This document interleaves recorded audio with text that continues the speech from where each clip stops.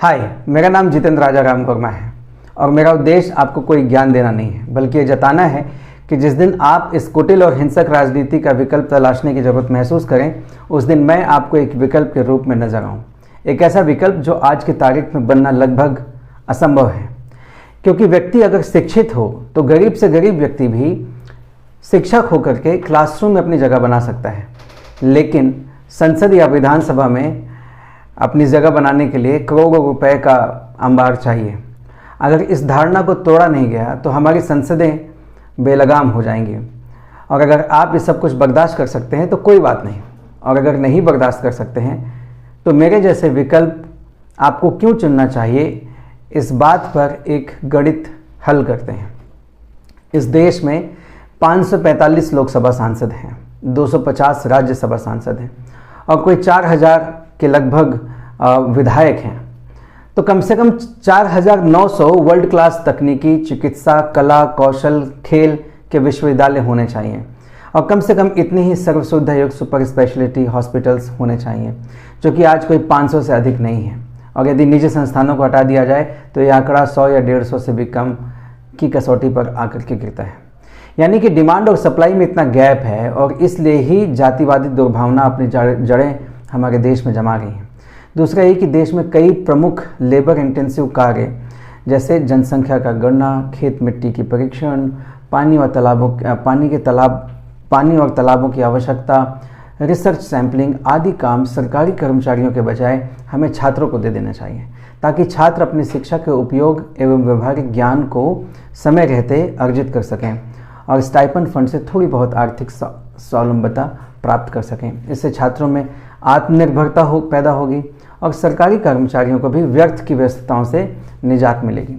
अगर ऐसा हो जाए तो इसके कई फायदे हैं। सबसे पहला तो ये फ़ायदा है कि रोजगार के नए अवसर बनेंगे, शहरी पलायन कम होगा। इससे शहर में ज़मीन और संसाधनों का दबाव कम होगा, मूल्य वृद्धि कम होगी, गैर वाजिब यातायात ट्रैफिक कम होगा, तेल की मांग कम होगी, महंगाई कम होगी, प्रदूषण कम होगा, बीमारियां कम होंगी और ज़्यादा से ज़्यादा लोग उत्साह और ऊर्जा के साथ उत्पादन करेंगे, जिसकी वजह से देश का जीडीपी भी बढ़ेगा।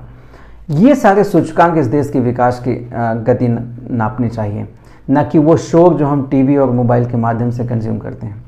एक लोकसभा सांसद देश के लगभग 28 लाख मतदाताओं का प्रतिनिधि होता है। इतने लोगों के लिए क्या ये मांगी गई सुविधाएं जो मैंने गणना की है, क्या यह तर्कहीन है?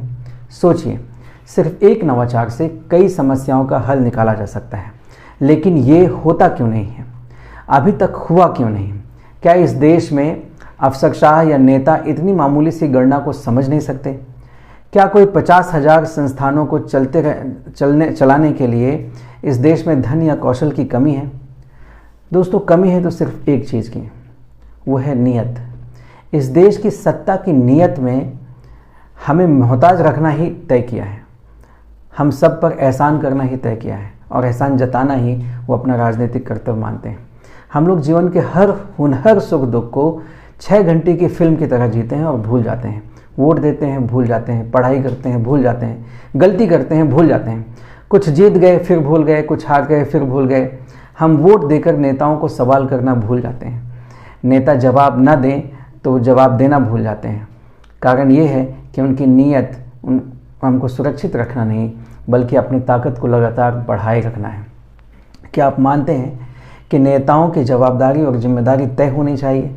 क्या आपको लगता है कि हम लोग अपने नेताओं को जवाबदार और जिम्मेदार बना सकते हैं?